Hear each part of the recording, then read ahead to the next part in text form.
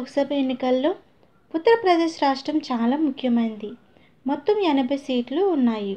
ఈ రాష్ట్రంలో ఏ పార్టీ అయితే ఎక్కువ లోక్సభ స్థానాలు గెలుస్తుందో వారికి ప్రధానమంత్రి అయ్యే అవకాశాలు ఎక్కువగా ఉన్నాయి.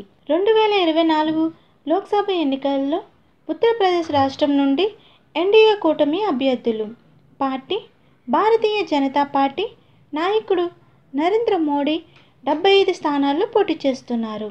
పార్టీ అన్నాదళ్ నాయకురాలు అనుప్రియ పటేల్ 2 స్థానాల్లో పోటీ చేస్తున్నారు. పార్టీ రాష్ట్రీయ లోక్దళ్ నాయకుడు జయంత్ చౌదరి 2 స్థానాల్లో పోటీ చేస్తున్నారు.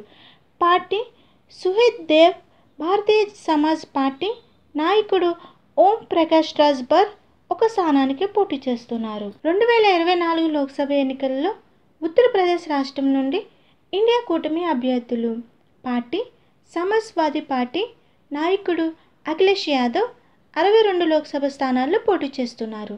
పార్టీ కాంగ్రెస్ నాయకుడు అజయ్ రాయ్ 17 లోక్సభ స్థానాల్లో పోటీ చేస్తున్నారు. Party all India Trinamool Congress నాయకుడు ఎల్ త్రిపాఠి 1 స్థానానికి పోటీ చేస్తున్నారు. 2024 లోక్సభ ఎన్నికల్లో ఉత్తరప్రదేశ్ రాష్ట్రం నుండి బీఎస్పీ అభ్యర్థులు పార్టీ బహుజన్ సమాజ్ పార్టీ నాయకురాలు మాయావతి మొత్తం 80 స్థానాల్లో పోటీ చేస్తున్నారు.